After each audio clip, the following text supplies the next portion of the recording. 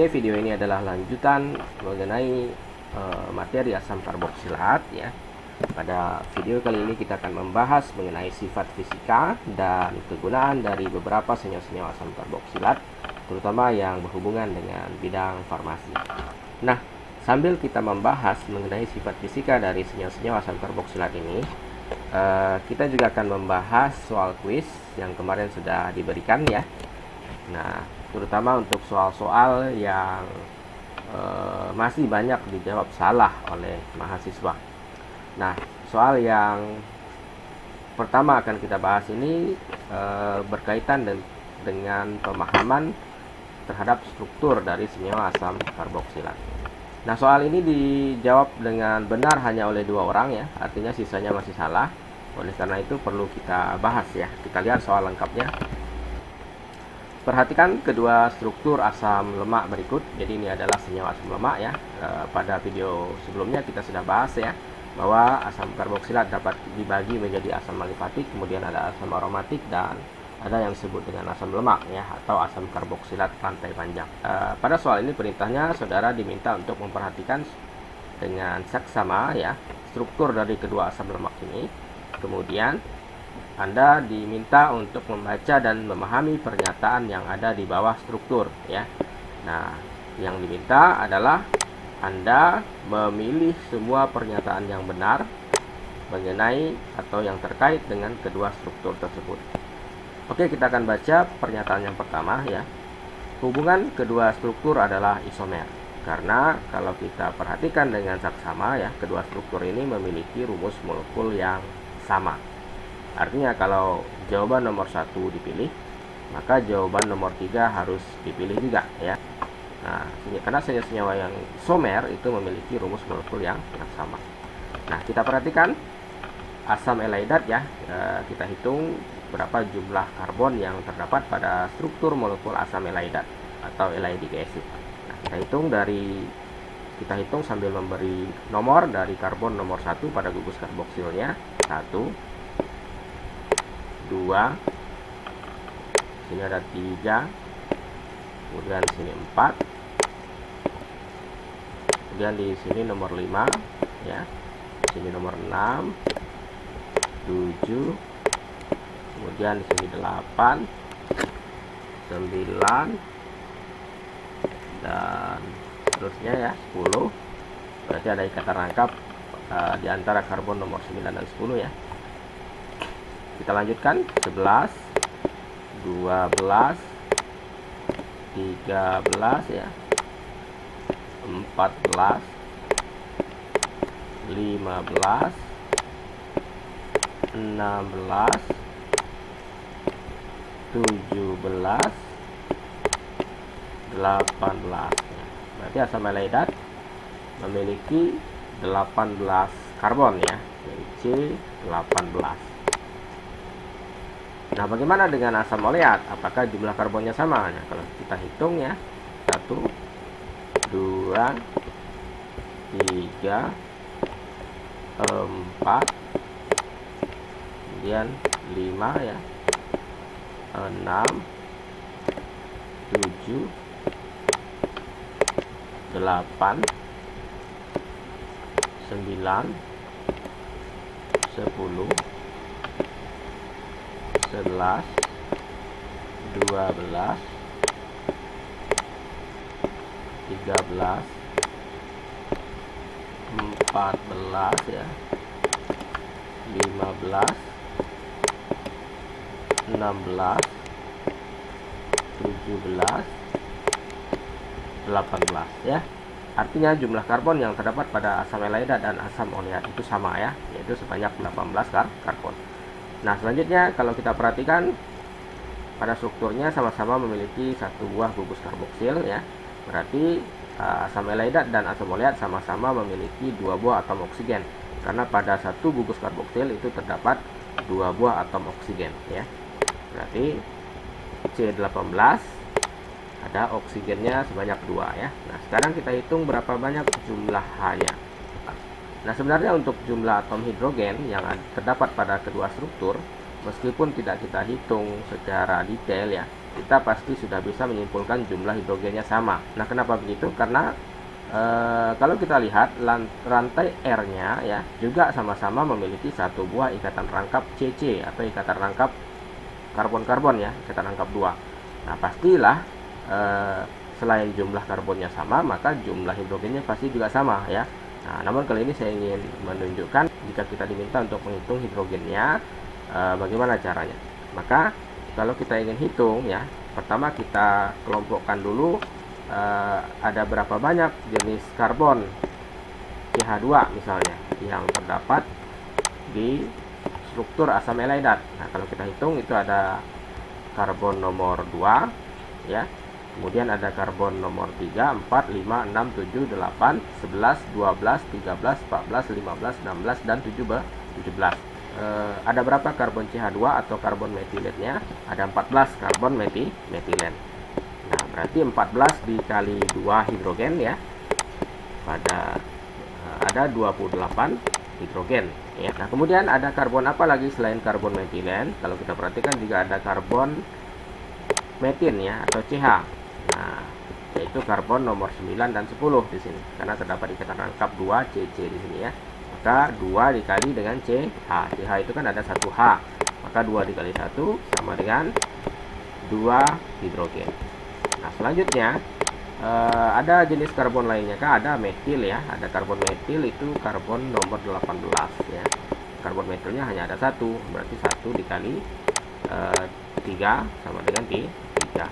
Nah, kemudian ada karbon lainnya nggak? Ada jenis karbon lainnya adalah jenis karbon kuartener ya. Karbon nomor 1 ini adalah karbon dari gugus karboksil ya. Kita tidak mengikat hidrogen, maka tidak perlu kita masukkan di perhitungan.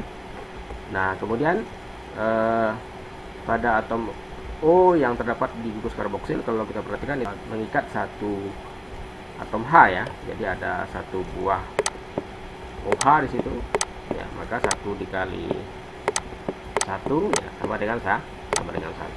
Nah, dengan demikian dapat kita hitung ada berapa banyak jumlah atom hidrogen yang terdapat pada struktur asam eladat dan asam oleat ini ya, masing-masingnya berjumlah 28 ditambah 2 tambah 3 tambah 1 berarti berjumlah 34 hidrogen. Dengan kata lain, rumus molekul dari kedua asam lemak ini adalah C18H34O2. Jadi jawabannya hubungan kedua struktur adalah isomer, itu benar, dan kedua struktur memiliki rumus molekul yang sama. Nah, kemudian asam eladat memiliki konfigurasi cis, sedangkan asam oleat memiliki konfigurasi trans.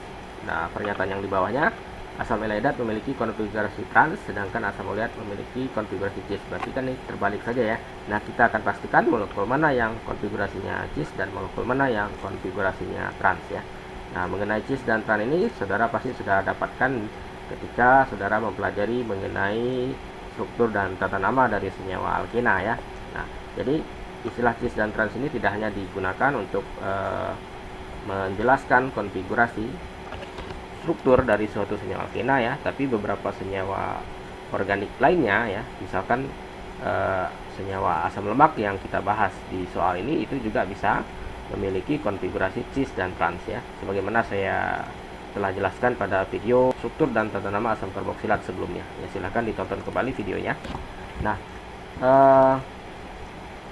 saya coba ganti terlebih dahulu tintanya supaya sudut pandang kita lebih enak ya. Nah, kita perhatikan posisi dari ikatan rangkap yang terdapat pada asam eladat, yaitu pada karbon nomor 9 dan 10. Ini saya coba garis lurus ya. Oke, di sini ikatan rangkapnya ya. Nah, pada karbon nomor 9, alkilnya itu kan sudah ke bawah ya. Nah, jadi sudah dituliskan ke bawah, yaitu karbon nomor 8. Maka kalau pada nomor 9 ini terdapat satu hidrogen, hidrogennya kalau kita ingin jabarkan harus ditulis ke atas seperti itu. Nah, sedangkan pada karbon nomor 10 ya, alkilnya yang nomor 11 itu ya, karbon nomor 11 itu sudah ditulis ke atas. Maka kalau pada karbon nomor 10 terdapat satu hidrogen dan kita ingin jabarkan ikatannya, kita harus tuliskan ke bawah seperti ini. Nah, dengan kata lain,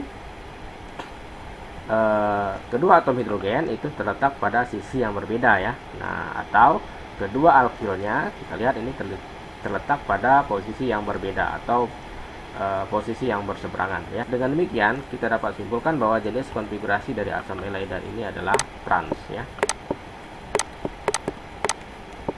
Nah, selanjutnya asam oleat ya. Asam oleat ikatan rangkapnya di sini ya. Kita perhatikan di sini. Saya tarik garis di sini biar jelas. Oke.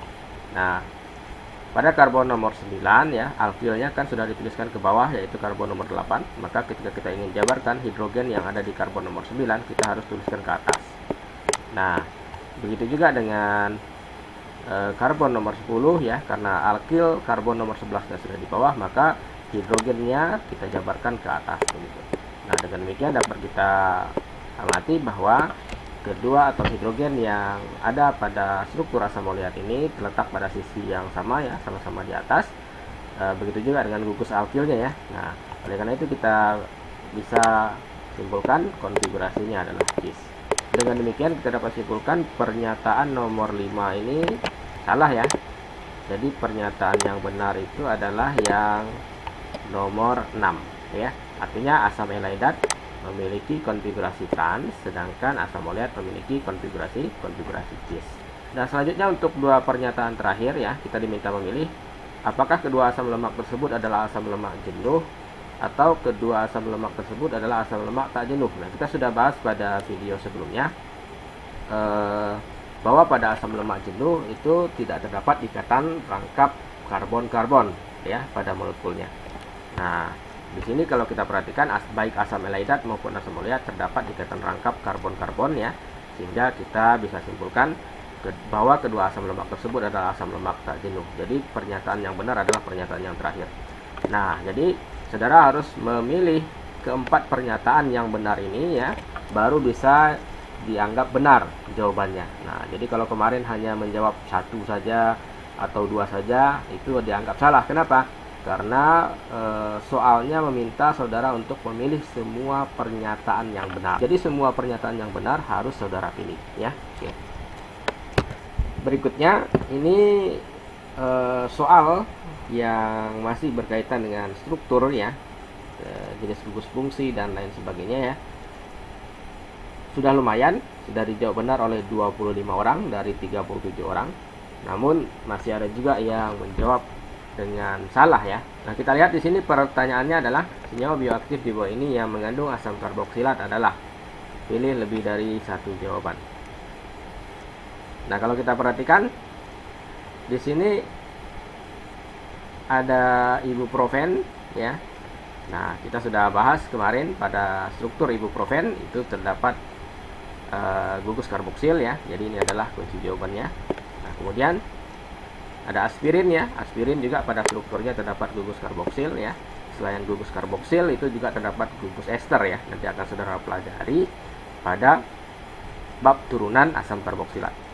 Nah, kemudian pada ciprofloxacin ini juga terdapat beberapa gugus fungsi ya. Salah satunya adalah gugus karboksil ya. Nah, jadi yang benar adalah yang memilih tiga jawaban ini. Ketika senyawa obat itu mengandung gugus karboksil, tidak selalunya di depannya harus diberi tanda asam. Nah, jadi ibuprofen meskipun di depannya tidak ada asam ya, tidak ada orang menyebutkan asam ibuprofen ya, tapi pada strukturnya terdapat gugus karboksil. Karena ibuprofen bukan nama IUPAC ya, tapi nama dagang ya. Begitu juga aspirin ya, ciprofloxacin.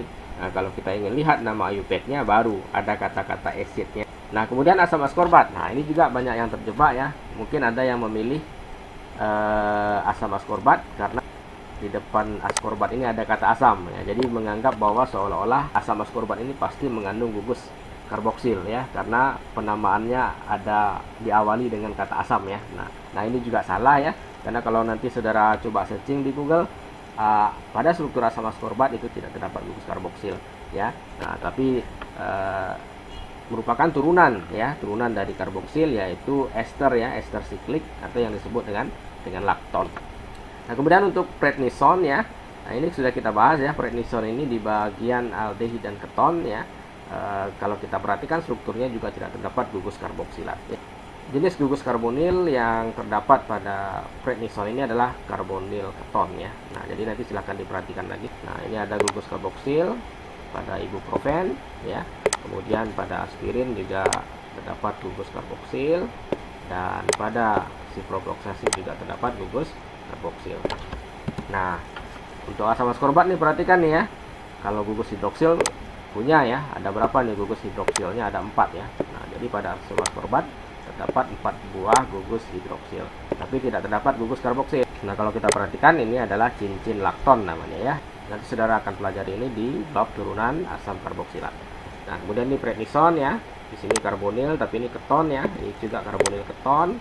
Dan di sini juga ada karbonil. Nah, ini mungkin juga banyak yang keliru ya. Seolah-olah ini karboksil, tapi ini dua gugus fungsi yang berbeda. Karena karboksil, OH-nya harus terikat pada karbonilnya. Jadi OH-nya harus terikat pada karbon karbonilnya. Sementara di sini kita perhatikan OH-nya terikat pada karbon yang saya lingkari merah ini ya, dan itu bukan karbon dari karbonilnya. Maka kita tidak bisa sebutkan ini sebagai gugus karboksil ya. Nah, namun ini terdiri dari dua gugus fungsi yang berbeda. Ini adalah karbonil keton dan ini adalah gugus hidroksil. Nah, jadi kesimpulannya pada asam askorbat dan prednison tidak terdapat gugus karboksil. Nah, selanjutnya ini soal uji pemahaman tentang common names ya. Nah, di sini di soal disebutkan nama IUPAC dari asam gamma metoksibutirat adalah. Nah, kita sudah belajar mengenai penomoran pada common names ya. Apa perbedaannya dengan penomoran pada IUPAC name? Kalau penomoran IUPAC name, nomor satunya dimulai dari karbon yang terdapat pada gugus karboksil. Jadi ini gugus karboksil, maka penomoran nomor 1 dimulai dari karbon gugus karboksil. 1, 2, 3 dan seterusnya. Nah, sementara pada common names kita memberi nama dengan istilah alfa, beta, gamma dan seterusnya. Namun penomoran alfa tidak dimulai dari karbon yang ada pada gugus karboksil. Saudara bisa perhatikan ini gugus karboksil. Penomoran atau pelabelan karbon alfanya tidak dimulai dari karbon pada gugus karboksil, namun pada karbon yang ada di sebelahnya. Jadi ini disebut karbon alfa ya, beta, gamma, delta, epsilon dan seterusnya. Nah, di sini di soal disebutkan asam gamma metoksibutirat ya. Berarti gamma itu di sini ya. Nah, gamma itu di sini. Artinya gamma itu terletak pada karbon nomor 4 kalau kita ingin menamai sesuai dengan penomoran IUPAC ya. Maka dengan demikian dapat kita simpulkan bahwa dari kelima pilihan jawaban ini yang kemungkinan benar itu adalah jawaban yang ini dan jawaban yang ini, karena sama-sama ada 4 ya. Nah, jadi gamma itu terletak pada karbon nomor 4. Nah, namun kita perhatikan lagi di soal disebut metoksibutirat. Kalau butirat kan jelas tuh butanoat ya, jadi sama-sama benar butanoat. Tapi metoksi itu tidak sama dengan metil. Nah, di pilihan yang nomor 3 ini disebutkan asam 4 metoksibutanoat. Sedangkan di pilihan nomor 5 itu disebut asam 4 metil butanoat. Maka jelas yang benar adalah yang C. Jadi yang memilih jawaban opsi 5 ini salah ya. Nah, berikutnya kita akan membahas beberapa soal mengenai pemahaman tentang sifat fisika, yaitu dimulai dari titik didih ya. Nah, jadi pada soal kuis kemarin saya ada keluarkan soal seperti ini dan telah dijawab benar oleh semua mahasiswa. Nah, ini bagus sekali ya. Jadi kita baca soalnya. Jika dibandingkan antara senyawa asam karboksilat dengan alkohol yang memiliki jumlah karbon yang sama, maka titik didih senyawa manakah yang lebih tinggi? Jadi jawabannya asam karboksilat ya. Dan ini sudah dijawab dengan benar oleh semua mahasiswa. Sama halnya dengan senyawa alkohol ya. Antara molekul asam karboksilat dengan molekul asam karboksilat yang lain itu dapat membentuk ikatan hidrogen intermolekuler yang sangat kuat. Jadi ikatan hidrogen antar molekul. Misalkan ini adalah satu molekul asam karboksilat ya, CH3COOH, dalam hal ini adalah asam asetat, dan yang di sebelah kanan ini juga adalah molekul asam asetat.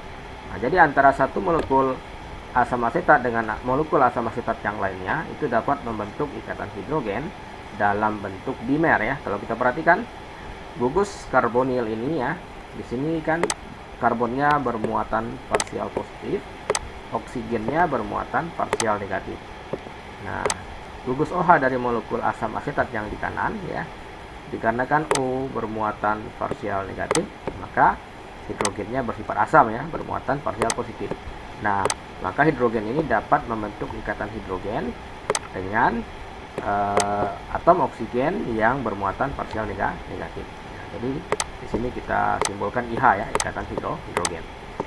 Nah, selanjutnya gugus OH, gugus hidroksi dari molekul asam asetat yang di sebelah kiri ya, itu juga dapat membentuk ikatan hidrogen dengan atom O pada gugus karbonil ya dari molekul asam asetat yang ada di sebelah kanan ya.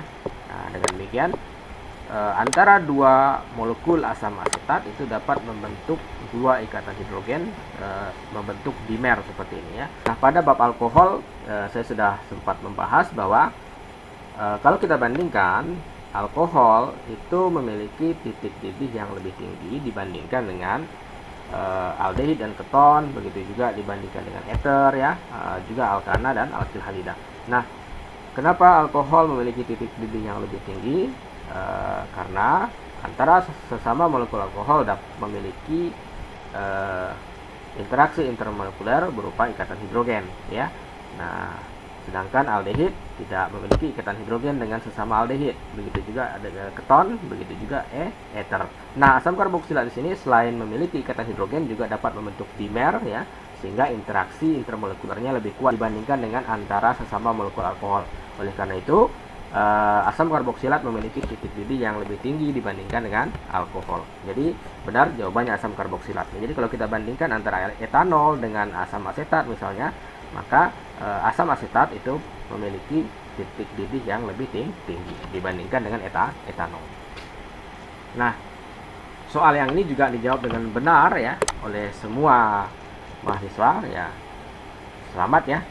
Nah, jawabannya iya ya, sesuai dengan penjelasan yang tadi sudah saya sampaikan. Nah, selanjutnya sebelum saya membahas soal yang berikutnya ya, ada beberapa hal yang perlu saya sampaikan. Dalam proses pembentukan ikatan hidrogen ada yang disebut dengan hydrogen bond akseptor dan hydrogen bond donor ya. Jadi ada yang disebut dengan akseptor ikatan hidrogen dan donor ikatan hidrogen. Jadi oksigen ini disebut sebagai hydrogen bond akseptor ya, atau akseptor dari ikatan hidrogen. Jadi dalam pembentukan ikatan hidrogen antara atom oksigen dengan atom hidrogen dari molekul lainnya ya, maka atom oksigen ini bertindak sebagai akseptor ya. Nah, kemudian atom hidrogen yang ada di gugus karboksil ini disebut sebagai hydrogen bond donor, karena dalam proses pembentukan ikatan hidrogen antara hidrogen pada molekul asam karboksilat ini dengan atom oksigen pada molekul karboksilat lainnya, atom hidrogennya berasal dari molekul ini ya, sehingga disebut sebagai hydrogen bond donor ya. Nah, kita bisa perhatikan ya, di sini interaksi antara satu molekul asam karboksilat dengan molekul asam karboksilat lainnya. Nah, yang sebelah kiri ditandai dengan warna merah dan yang di sebelah kanan ditandai dengan warna biru ya. Nah, kalau kita perhatikan berdasarkan teori tadi, maka dalam hal ini atom H yang di sini bertindak sebagai H bond donor ya, atau donor ikatan hidrogen. Jadi atom hidrogen yang berperan dalam pembentukan ikatan hidrogen itu berasal dari molekul ini ya, sehingga disebut sebagai H bond donor. Nah, kemudian yang di bawah ya, ini disebut sebagai H bond akseptor ya. Oke ya, jadi kesimpulannya asam karboksilat murni dapat membentuk dimer ya, melalui ikatan hidrogen antar molekulnya. Kemudian titik didihnya itu juga sangat tinggi ya, lebih tinggi dibandingkan dengan alkohol ya. Nah, oke. Nah, soal ini berkaitan dengan uji pemahaman tentang sifat kelarutan dari asam karboksilat ya. Di soal disebutkan senyawa asam karboksilat berikut yang bersifat larut atau soluble ya, dan dapat bercampur atau miscible dengan air adalah, pilih semua jawaban yang benar ya. Jadi jawabannya mulai dari karbon 1 sampai karbon 4 ya, atau asam format sampai asam butanoat atau asam butirat itu dapat larut atau bercampur dengan air ya. Sementara asam karboksilat yang memiliki jumlah karbon lebih dari 4 ya, dalam hal ini 5, 6 dan seterusnya, Tentu nanti sifatnya akan bervariasi, ada yang mungkin sukar larut atau mungkin ada yang mungkin praktis tidak larut dalam air ya. Nah, kenapa asam karboksilat dapat larut dalam air? Ya, alasannya sama dengan ketika saya menjelaskan mengapa alkohol dapat larut dalam air ya. Kemarin saya sudah jelaskan karena alkohol, misalnya metanol, etanol, propanol, isopropil alkohol ya, ada juga tersir butil alkohol, itu masih dapat larut dalam air ya, karena molekul-molekul alkohol itu dapat membentuk ikatan hidrogen dengan molekul air. Nah, begitu juga dengan molekul asam karboksilat ya.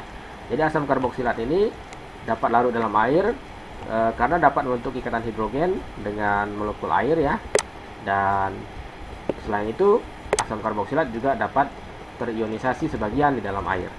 Karena sebagian besar asam karboksilat itu bersifat asam lemah ya.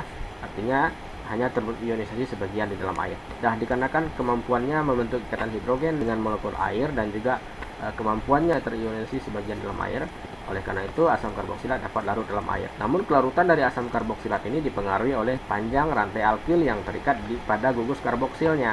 Nah, semakin panjang rantai alkilnya ya, kalau kita lihat asam lemak ya, maka kelarutannya akan semakin berkurang. Dalam hal ini asam lemak kalau kita perhatikan itu sifatnya praktis tidak larut dalam air. Nah, dikarenakan efek hidrofobik yang dihasilkan oleh rantai R yang panjang ini dapat mengalahkan efek hidrofilik yang dihasilkan oleh gugus karboksil. Nah, oleh karena itu asam lemak meskipun mengandung gugus karboksil yang dapat membentuk ikatan hidrogen dengan air, efek hidrofilik dari gugus karboksilnya dikalahkan oleh efek hidrofobik dari rantai alkil yang panjang ini. Nah, ini adalah teori yang saya sampaikan ketika perkuliahan ya, bahwa asam metanoat, asam etanoat, asam propanoat, dan asam butanoat itu bersifat soluble dan dapat bercampur miscible di dalam air ya. Sedangkan asam karboksilat dengan jumlah karbon lebih dari 4, ada yang sukar larut, ada yang sangat sukar larut, dan ada yang praktis tidak larut. Dalam hal ini asam aromatik itu biasanya secara umum bersifat sukar larut ya. Nah, sedangkan asam lemak itu bersifat praktis tidak larut ya, atau immiscible, tidak bercampur dengan air. Nah, selain itu kalau kita lihat di kelarutannya di dalam alkohol ya, asam karboksilat ini sebagian besar larut dalam alkohol ya. Molekul asam karboksilat dengan rantai yang lebih panjang, maka kelarutannya akan lebih besar di dalam alkohol dibandingkan di dalam air. Nah, jadi pengetahuan tentang kelarutan ini mesti saudara kuasai, misalkan dalam membuat berbagai bentuk sediaan ya. Salah satu sifat fisik ini yaitu kelarutan harus saudara ketahui dan pahami ya sebelum membuat sediaan yang diinginkan ya. Tapi saya tidak akan bahas itu, nanti akan dipelajari di mata kuliah lain yang terkait dengan itu ya. Nah, ini saya ambil dari buku General Organic and Biological Chemistry ya, yang diterbitkan oleh Person Education. Di sini disebutkan bahwa asam metanoat sampai asam butanoat ya, itu kelarutannya di dalam air disebutkan very soluble ya, sangat mudah larut dalam air. Sedangkan mulai dari asam pentanoat dan ada asam hexanoat ya, dan seterusnya sampai kepada asam benzoat sedikit larut ya, artinya hanya sebagian kecil yang dapat larut di dalam air ya, tetapi kelarutannya masih ada ya. Nah, mengenai rank berapa kelarutannya ya, kita harus tahu dulu berapa gram zat di dalam berapa liter atau berapa mililiter pelarut ya, barulah kita bisa kelompokkan kelarutannya dengan tepat ya, sesuai dengan yang nantinya akan dipelajari di farmasi ya. Nah, ini soal berikutnya juga sudah hampir dijawab dengan benar oleh semua orang, tapi masih ada 5 orang yang salah ya. Secara umum asam aromatik bersifat, jawabannya adalah sukar larut dalam air ya. Kalau yang menjawab mudah larut ini ada 5 orang salah ya. Karena yang mudah larut dalam air itu hanya dari asam format C1 sampai C4 ya, sampai asam butanoat.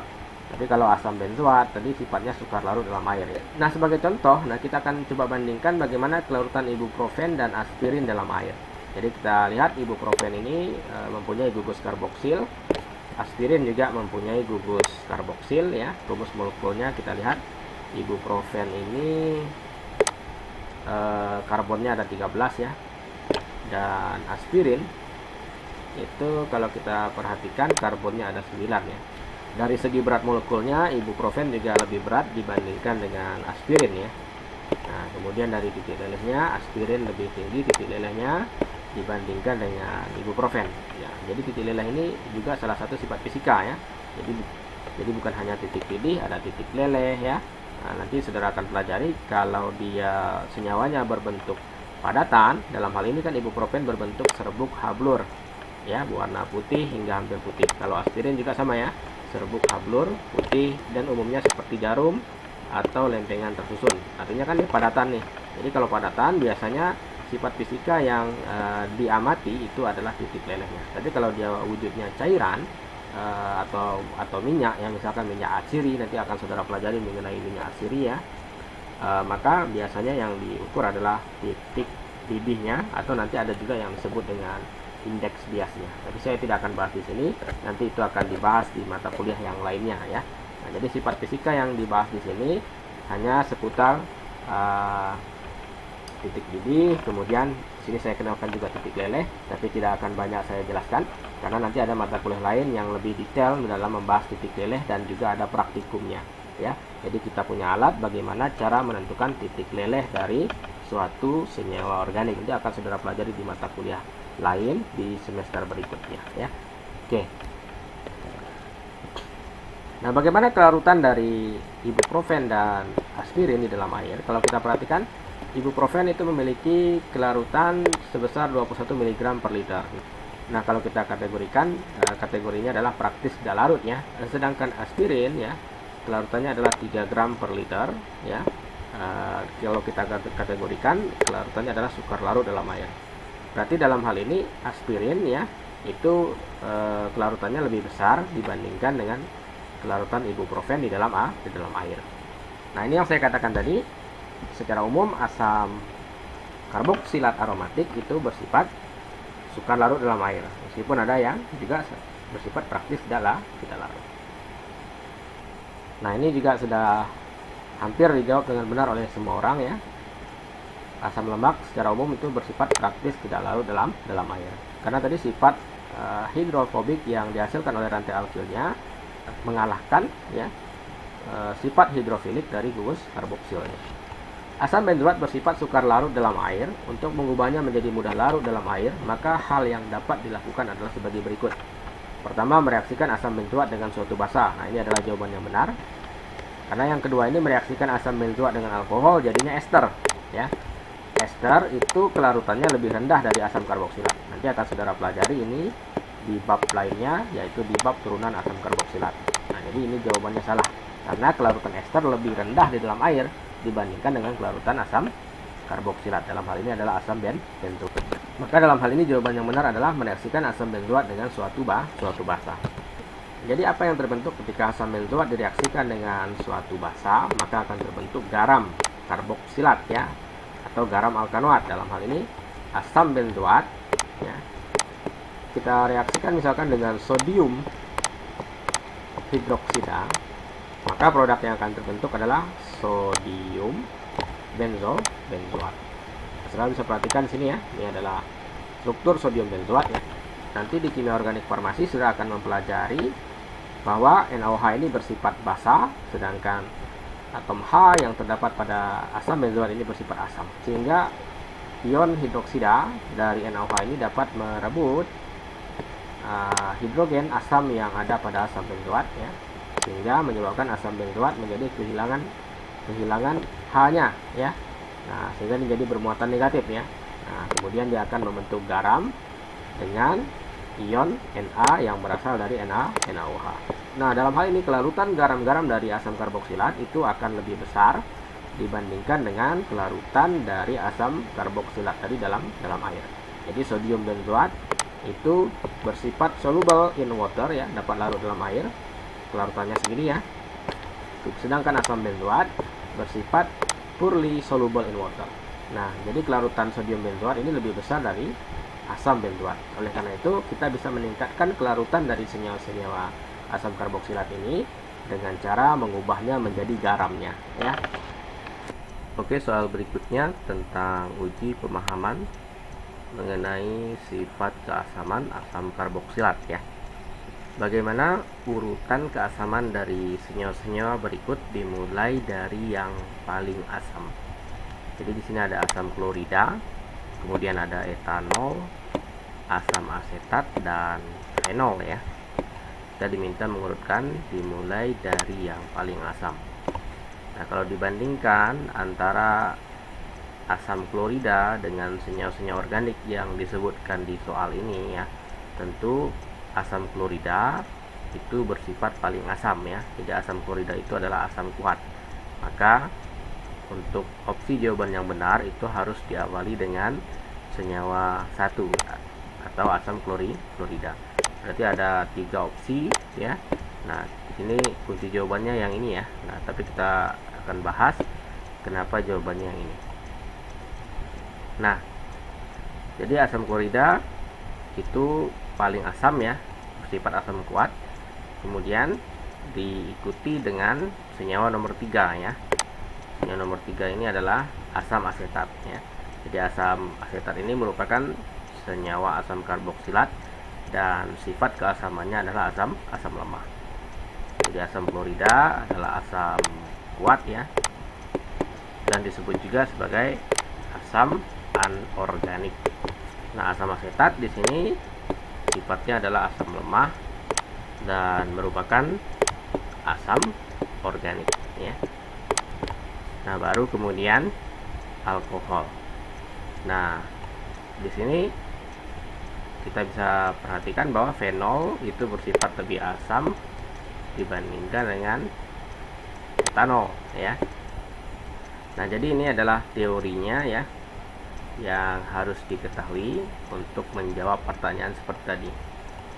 Jadi apabila kita membandingkan keasaman asam karboksilat dibandingkan dengan alkohol dan fenol ya, asam karboksilat itu bersifat lebih asam dibandingkan dengan alkohol dan fenol. Meskipun keasaman asam karboksilat itu tergolong lemah ya, tidak sekuat dari asam mineral atau asam anorganik. Misalkan asam klorida atau asam nitrat ya, asam sulfat dan lain sebagainya. Nah, nilai Ka asam karboksilat itu jauh lebih besar dibandingkan dengan nilai Ka dari alkohol. Artinya, asam karboksilat ini jauh lebih mudah mengalami ionisasi di dalam air untuk melepaskan ion H positif ya, dibandingkan dengan senyawa-senyawa alkohol. Nah, jadi ada nilai Ka, ada nilai pKa. Nah, kalau Ka semakin besar maka sifatnya semakin asam. Tapi kalau pKa semakin kecil, sifatnya semakin asam. Di sini kita perhatikan nilai pKa dari 4 senyawa yang ada di soal tadi. Yang memiliki nilai pKa paling besar itu adalah etanol.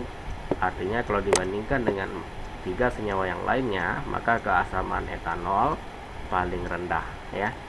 Nah, kemudian kita lihat fenol, pKa-nya lebih kecil dari pKa etanol. Artinya fenol lebih asam dibandingkan dengan etanol. Dan selanjutnya kita perhatikan pKa asam asetat itu lebih rendah dibandingkan dengan alkohol dan fenol. Jadi asam karboksilat dalam hal ini misalnya asam asetat bersifat lebih asam dibandingkan dengan alkohol dan fenol.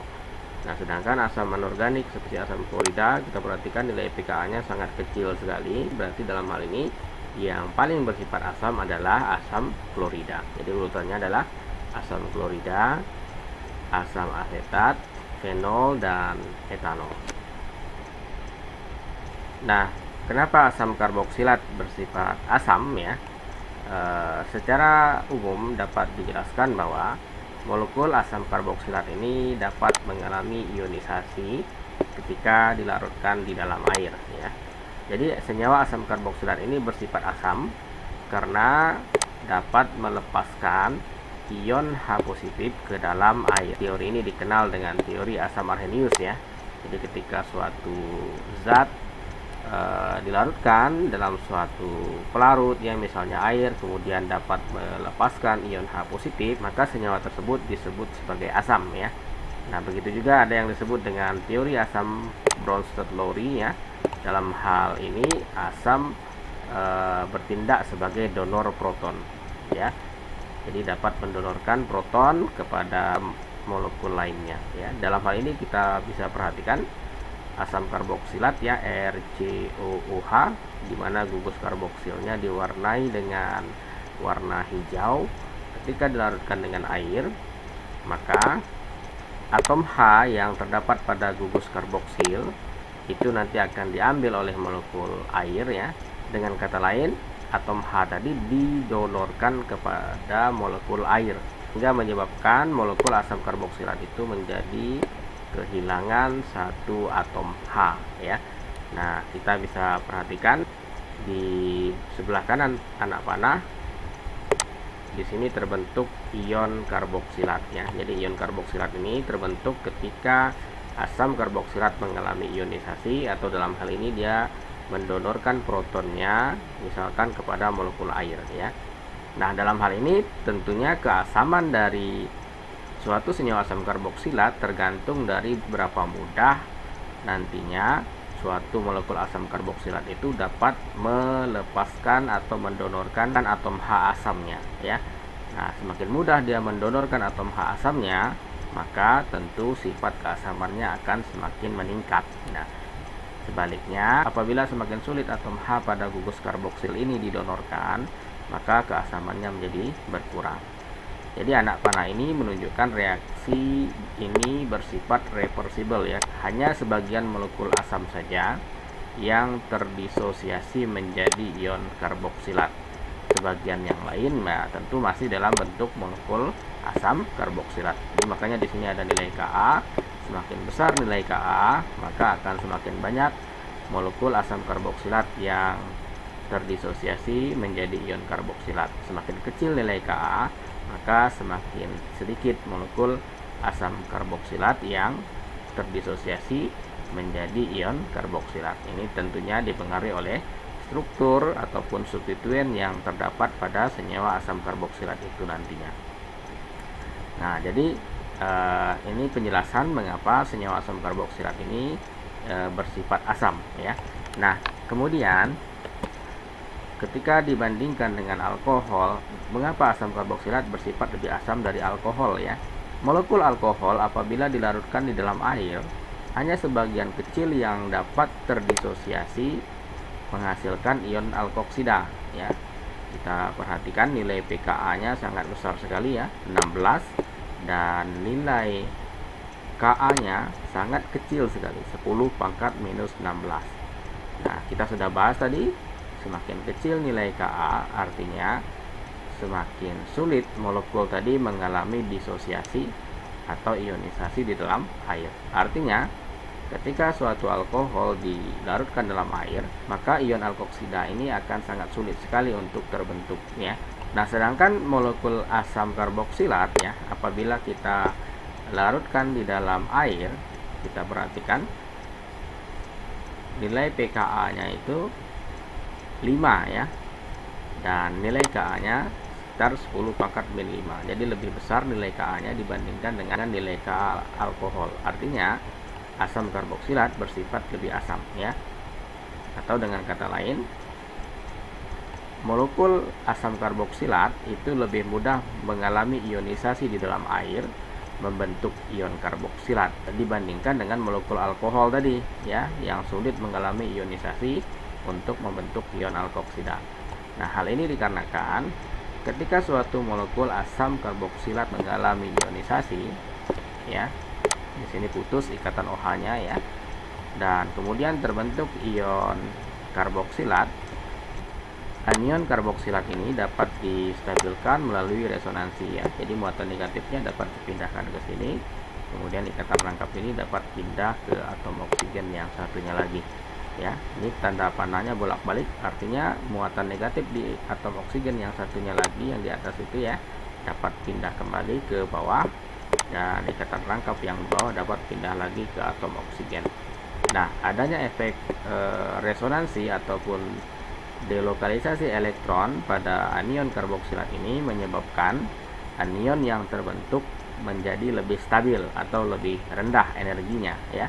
Sehingga kalau kita gambarkan diagram energi dari reaksi ionisasi asam karboksilat ini ya, kalau yang sebelah kiri ini adalah rektan ya, rektannya yang hitam itu adalah alkohol, sedangkan yang hijau adalah asam karboksilat.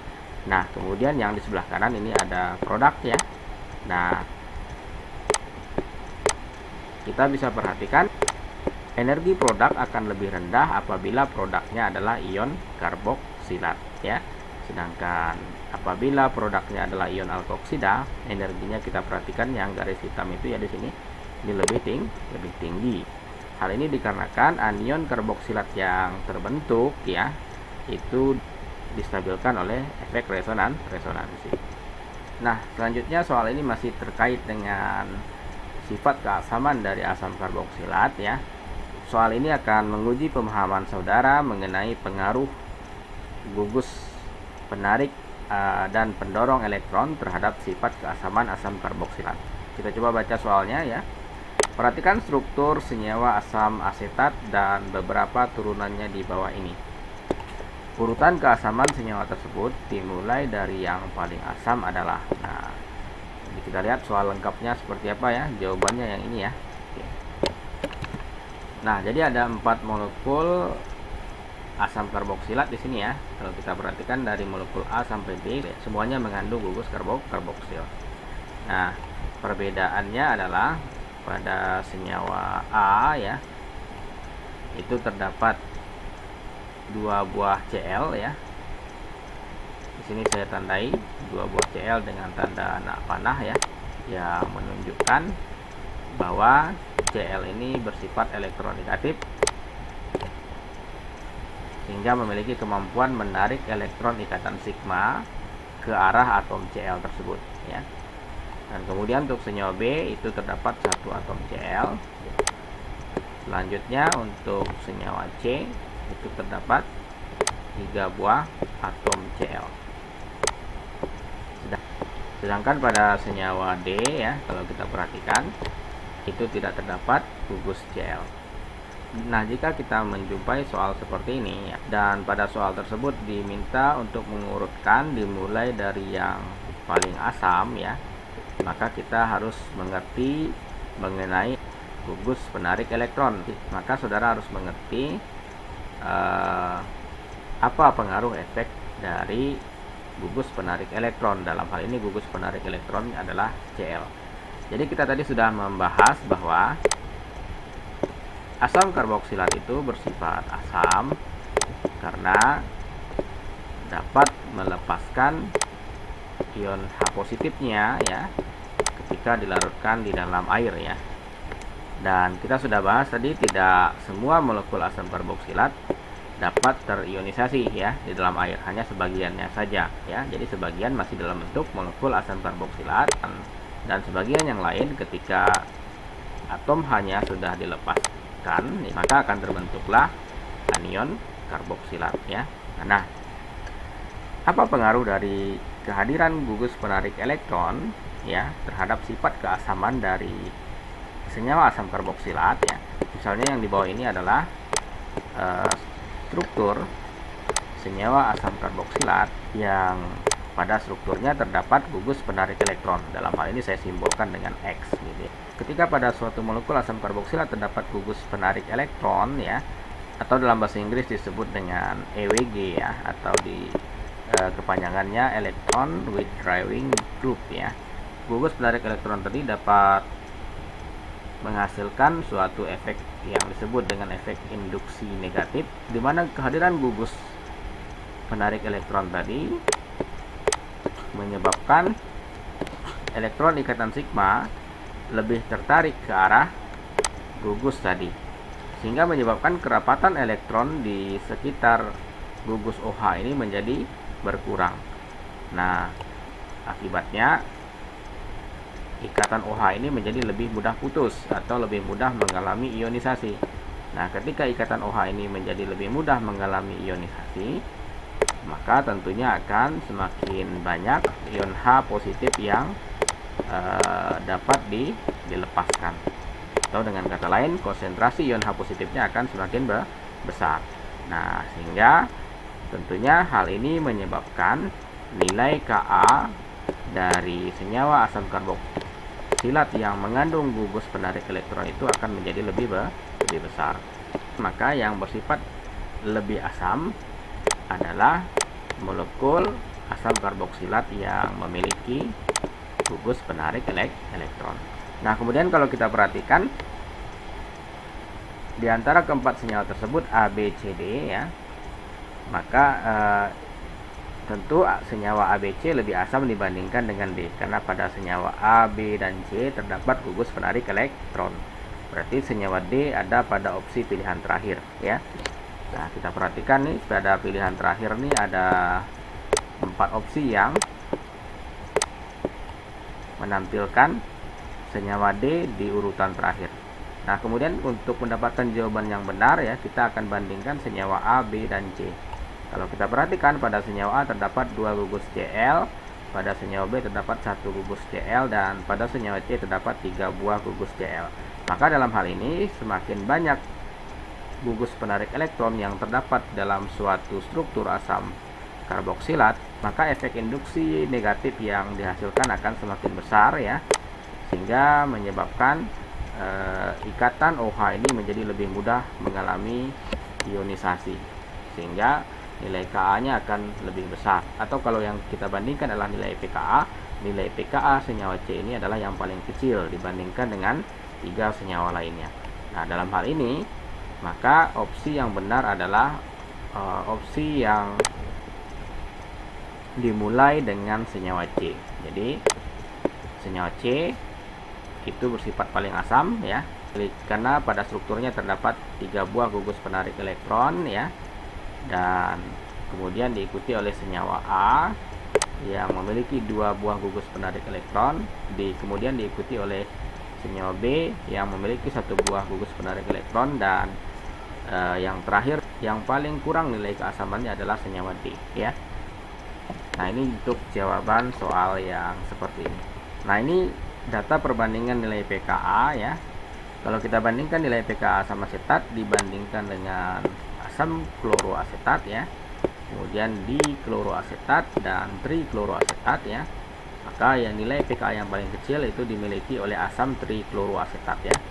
Nah, jadi semakin banyak gugus penarik elektron, maka akan semakin besar efek induksi negatif yang dihasilkan, sehingga keasamannya akan semakin meningkat. Nah, kemudian perlu diketahui juga bahwa efek induksi negatif yang dihasilkan oleh gugus penarik elektron ini sangat dipengaruhi oleh jarak ya. Semakin jauh letak posisi gugus penarik elektronnya dari gugus karboksilnya, maka efek induksi negatifnya akan semakin kecil. Jadi kalau kita bandingkan antara 3 senyawa yang di bawah ini, efek induksi negatif pada senyawa yang di kiri itu lebih kecil dibandingkan dengan efek induksi negatif dari gugus Cl yang ada pada senyawa yang di tengah ya. Nah, kalau kita lihat pada senyawa yang di kanan, gugus Cl-nya itu lebih dekat ya posisinya dengan gugus karboksil ya. Artinya jarak ikatannya lebih dekat, sehingga efek induksi negatif yang dihasilkan oleh gugus Cl terhadap ikatan OH tadi ya, itu akan lebih besar dibandingkan dengan efek induksi negatif yang ada pada senyawa yang di kiri. Nah, hal ini menyebabkan nilai pKa dari asam 2-klorobutanoat itu lebih kecil dibandingkan dengan nilai pKa dari asam 3-klorobutanoat dan nilai pKa dari asam 4-klorobutanoat. Dalam hal ini yang paling asam adalah asam 2-klorobutanoat ya. Nah, ini ada tabel nilai pKa dari beberapa senyawa asam karboksilat ya. Nanti silahkan saudara pelajari di rumah. Sebagai contoh nih, kita bisa perhatikan ada senyawa asam trifluoroasetat dan asam trikloroasetat. Asam trifluoroasetat itu lebih asam ya. Jadi semakin ke atas nih kalau kita perhatikan itu lebih bersifat asam. Nah, kenapa? Karena atom F ya itu lebih elektronegatif dibandingkan dengan atom Cl. Artinya efek induksi yang dihasilkan oleh atom F ini nanti akan lebih besar ya, sehingga menyebabkan kerapatan elektron di sekitar gugus OH ini menjadi lebih jauh berkurang dan menyebabkan ikatan OH ini dapat mengalami disosiasi dengan lebih mudah ya, sehingga nilai Ka-nya menjadi lebih besar ya. Dalam hal ini nilai pKa-nya akan menjadi lebih kecil. Jadi semakin besar nilai Ka maka akan bersifat semakin asam, semakin kecil nilai pKa maka akan bersifat semakin asam. Nah, kemudian bagaimana dengan asam aromatiknya? Apakah juga terdapat pengaruh dari substituen atau gugus-gugus tertentu terhadap nilai keasamannya? Ya, tentu saja juga ada ya. Jadi substituen itu dapat mempengaruhi keasaman dari asam aromatik tergantung dari jenis dan posisi substituennya. Nah, sebagai contoh, misalnya ini adalah molekul asam benzoat dengan nilai pKa 4,19. Apabila pada strukturnya terdapat substituen yang sifatnya pendorong elektron, jadi dalam hal ini OCH3 itu sifatnya adalah pendorong elektron, maka kita perhatikan nilai pKa-nya akan lebih besar dibandingkan asam benzoat. Artinya, kalau dibandingkan antara asam benzoat dengan asam parametoksibenzoat, maka asam benzoat lebih bersifat asam karena nilai pKa-nya lebih kecil. Nah, bagaimana jika pada struktur asam benzoat tadi terdapat gugus NO2? Nah, gugus NO2 ini sifatnya sebagai penarik elektron. Maka dapat kita perhatikan ya, nilai pKa-nya akan menjadi lebih kecil. Artinya, adanya gugus penarik elektron pada asam benzoat itu juga dapat menyebabkan nilai keasamannya menjadi meningkat ya. Nah, yang ditunjukkan dengan nilai pKa yang lebih kecil. Nah, jadi kalau kita bandingkan urutan keasamannya, asam nitrobenzoat itu akan lebih asam dibandingkan dengan asam benzoat dan asam parametoksibenzoat. Nah, kemudian posisi substituen nitro itu juga akan mempengaruhi nilai keasaman pada asam nitrobenzoat ya. Apakah nitronya terletak pada posisi meta, para, ataupun orto, itu mempengaruhi nilai keasamannya. Dalam hal ini, apabila gugus nitro tadi terletak pada posisi orto atau 1,2, itu akan menunjukkan nilai pKa yang paling kecil ya. Artinya asam ortonitrobenzoat ini bersifat lebih asam dibandingkan dengan asam paranitrobenzoat dan asam metanitrobenzoat. Jadi inilah contoh pengaruh jenis substituen dan posisi substituen terhadap nilai keasaman asam aromatik. Nah, mungkin itu saja sifat-sifat senyawa asam karboksilat yang perlu kita bahas di perkuliahan kali ini ya. Selanjutnya mengenai beberapa kegunaan senyawa asam karboksilat dalam bidang farmasi. Ini nanti dapat dibaca kembali di rumah. Yang pertama, kegunaan dari asam asetat ya. Jadi asam asetat itu sangat banyak sekali kegunaannya. Di antaranya adalah yang pertama, digunakan sebagai campuran fase gerak dalam analisis KLT. Jadi nanti saudara akan pelajari di mata kuliah yang lain. Ada yang disebut dengan analisis KLT atau kromatografi lapis tipis, di mana salah satu campuran pada fase geraknya atau eluennya itu adalah asam asetat. Jadi ada yang disebut dengan fase gerak BAW, kepanjangannya adalah N-butanol, asam asetat, dan air ya, water. Nah, teknik analisis KLT ini nanti digunakan dalam analisis farmasi. Jadi nanti ini akan dibahas di mata kuliah yang lain. Nah, kegunaan lainnya adalah sebagai bahan baku untuk sintesis asam asetat anhidrat ya. Di mana asam asetat anhidrat ini digunakan sebagai salah satu pereaksi pada prosedur screening fitokimia. Nah, untuk screening fitokimia ini juga saya tidak akan bahas terlalu dalam karena ini nanti akan dibahas di mata kuliah lainnya. Nah, adapun tujuan kita melakukan screening fitokimia adalah untuk menentukan kandungan metabolit sekunder apa yang terdapat di dalam suatu sampel tumbuhan. Nanti ini akan dipelajari di mata kuliah kimia bahan alam ya. Nah, selain itu, asam asetat anhidrat juga digunakan sebagai bahan baku pada sintesis beberapa senyawa obat ya. Nah, seperti aspirin ya. Kemudian ada juga paracetamol. Nah, ini juga akan dibahas di mata kuliah yang lain. Nah, jadi di sini saya hanya menyebutkan beberapa kegunaannya mengenai pendalaman materi terkait hal tersebut nanti akan dibahas di mata kuliah kimia organik farmasi ya, dan juga ada mata kuliah sintesa obat. Nah, selain itu asam asetat juga digunakan sebagai eksipien ya. Misalnya pada sediaan kapsul doxycycline hiklat 100 mg. Nah, ini saya ambil dari www.drug.com ya. Dan pada bagian komposisinya ya, itu kita bisa baca di sini terdapat asam asetat. Nah, selain asam asetat ya, senyawa-senyawa asam karboksilat lain seperti asam benzoat itu juga memiliki banyak kegunaan di bidang farmasi. Asam benzoat itu digunakan sebagai prekursor untuk banyak reaksi kimia yang menghasilkan berbagai macam senyawa organik yang diperlukan dalam sintesis berbagai macam senyawa obat. Selain itu, asam benzoat juga digunakan sebagai eksipien dalam industri farmasi. Nah, sebagai contoh ini ada obat dengan merek Excedrin ya untuk mengatasi migrain. Di sini saudara bisa perhatikan pada komposisi bahan eksipiennya yang paling pertama disebutkan itu adalah benzoic acid atau asam benzoat. Nah, selanjutnya asam salisilat ya, ini juga sudah kita sebutkan tadi, merupakan salah satu senyawa asam aromatik ya, yang selain mengandung gugus karboksil juga mengandung gugus hidroksi ya. Ada yang masih ingat nih strukturnya seperti ini ya.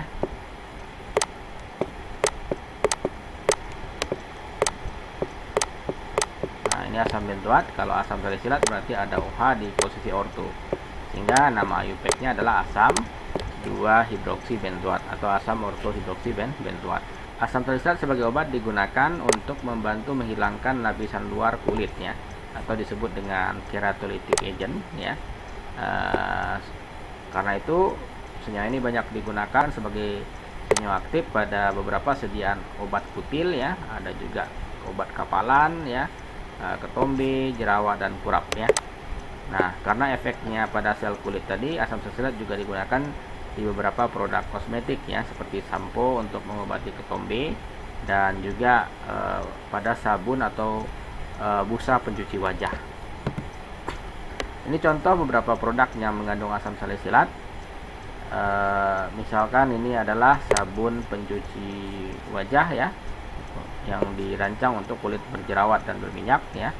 Kalau saudara baca di komposisinya itu mengandung asam salisilat dan beberapa ekstrak aktif tumbuhan ya. Nah, selain itu ini juga ada bedak yang mungkin tidak asing lagi ya. Nah, bedak ini juga kalau kita baca pada kemasannya itu juga mengandung asam salisilat. Nah, selain itu asam salisilat juga digunakan sebagai bahan baku dalam sintesis metil salisilat, aspirin dan juga salbutamol. Nah, ini sebagai contoh saja. Saya tidak akan membahas mengenai reaksi maupun proses sintesisnya, karena itu nanti ada mata kuliah lain yang akan membahasnya, yaitu di mata kuliah kimia organik farmasi dan sintesa obat ya. Jadi kalau sudah perhatikan struktur yang saya lingkari pada aspirin ini berasal dari asam salisilat ya. Nih. Nah, begitu juga metil salisilat ya, struktur yang saya lingkari ini ya, itu juga berasal dari struktur asam salisilat. Nah, kemudian ini juga sudah saya contohkan di video sebelumnya ya. Sangat banyak sekali obat-obatan yang sudah ada saat ini. Kalau kita perhatikan pada strukturnya juga mengandung gugus karboksil ya.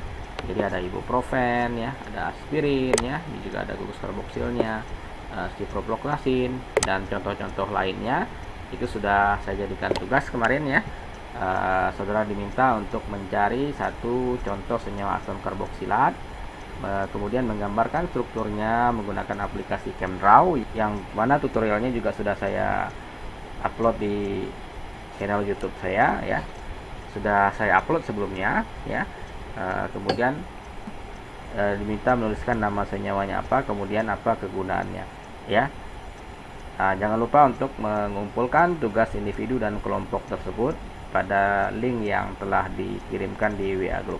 Oke, mungkin cukup sampai di sini pembahasan kita mengenai sifat fisika dan kegunaan dari senyawa-senyawa asam karboksilat. Semoga dapat dipahami dengan baik. Lebih dan kurang saya mohon maaf. Assalamualaikum warahmatullahi wabarakatuh.